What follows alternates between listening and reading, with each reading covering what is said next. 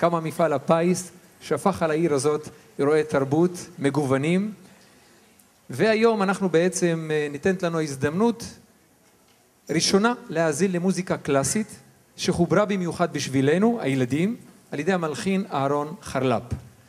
אני רוצה להודות לתודה מיוחדת למפעל הפיס ועל היוזמה החדשנית הזאת, המשותפת לעיריית אשקלון ולעומד בראשה בני וקנין, בשיתוף כמובן המחלקה לתרבות ונוער בראשותו של אבנר מימון, ולאחראי על הפקה מקומית מטעמנו גרגורי מזין. אני מודה לכם על כך. אשקלון זוכה בפעם המי יודע מה לעוד מופע ייחודי של קלאסי לייק מטעם מפעל הפיס, ואני ברשותכם מתכבד להזמין את דוקטור מאיר ויזל, מנהל הנוער המוזיקלי בישראל וחבר הוועדה מטעם מפעל הפיס. בבקשה.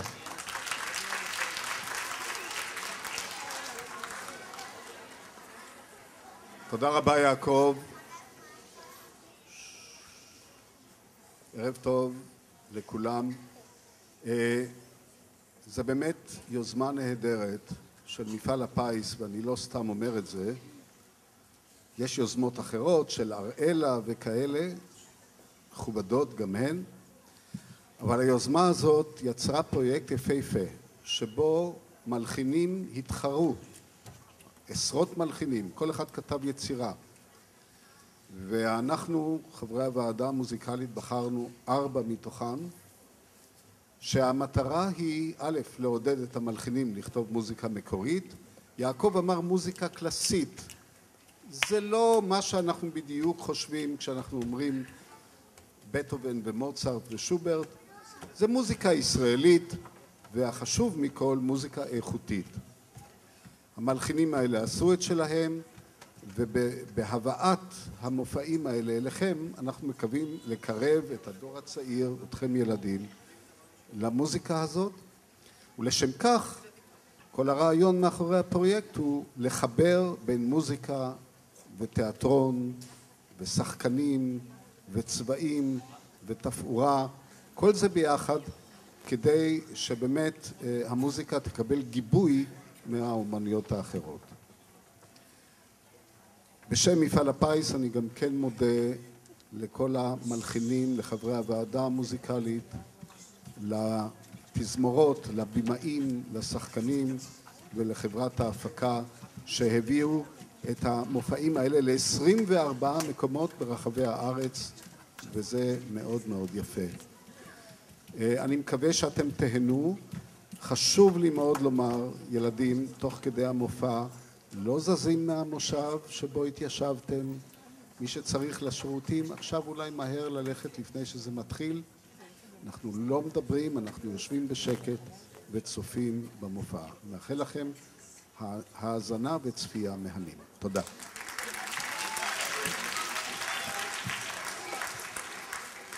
תודה אחרונה לאורי סטריטובר. תודה לך, למפיק מטעם מפעל הפיס.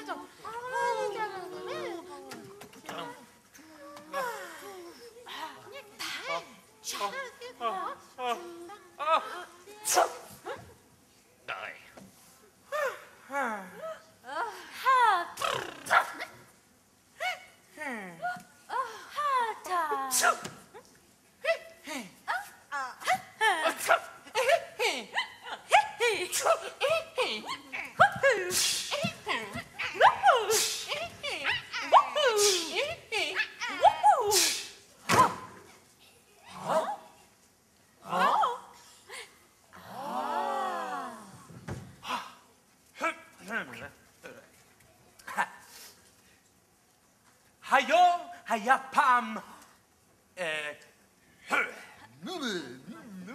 קוף. לא, לא. היום היה פעם... קרפד! לא, לא. היה פעם... הייתה פעם ילדה קטנה עם סל גדול, ובסל היו ביצים, חמוצים, חמציצים, קצת מיצים, והמון מרק קובה. והיא רצה...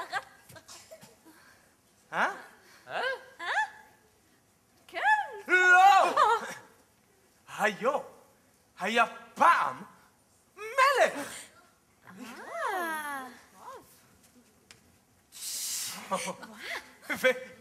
והוא לא היה מלך רגיל. הוא, איך לומר, הוא היה... חכם מאוד. חכם. החכם באדם. לא, סליחה, זה לא הסיפור, זה לא... הוא היה כל כך חכם שידע אפילו לדבר עם חיות. לא. כן. מה זאת הוא אומרת ידע לדבר עם חיות? בוודאי, הוא ידע לדבר עם כלבים, רגע. חתולים, ואריות. אריות? סליחה, וכל הסיפור. מי מספר? וכיסא.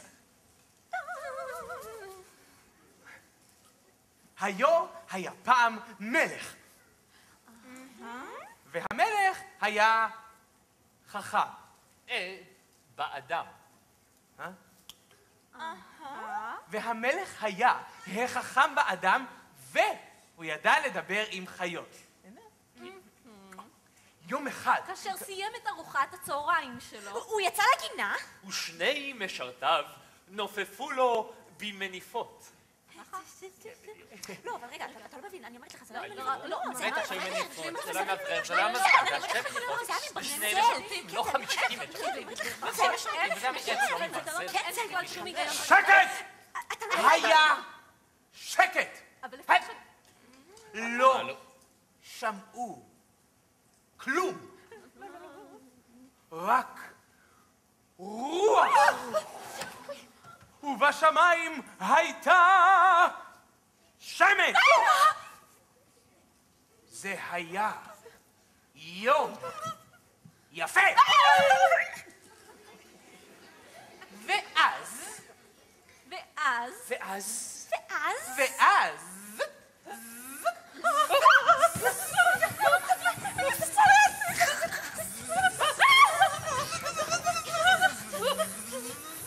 ואז נשמע קול זמזום. זמזום. ואז דבורה קטנה ירדה מהשמיים והתיישבה על האף של המלך ועקצה אותו.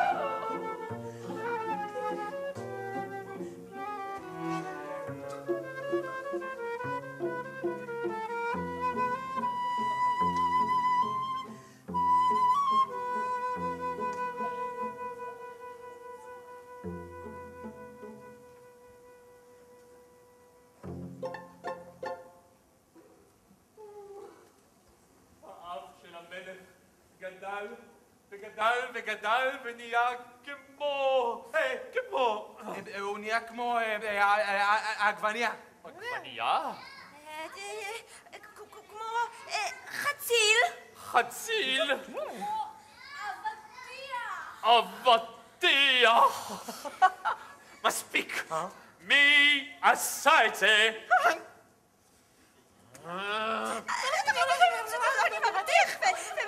די! אני לא מבין כלום. אני יודע. הביאו אליי את כל החרקים. הפשפשים, היתושים והצרעות. נעמיד אותם פה בשורה לפני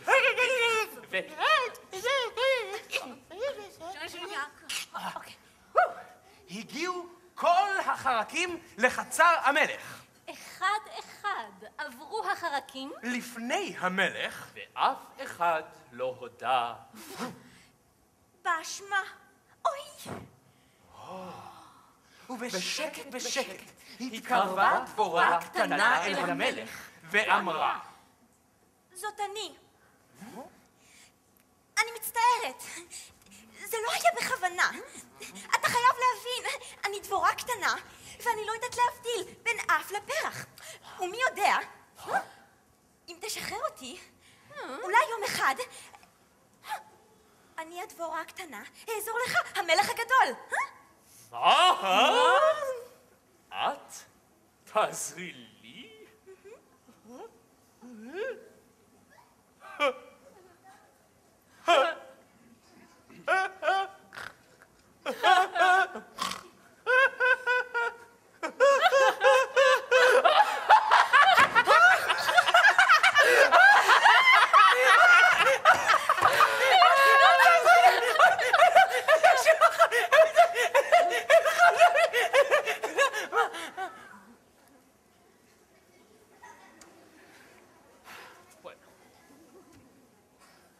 איזה אומץ! אומץ! כזה אומץ אני מעריך. מעריך? אופי לחופשי. אופי.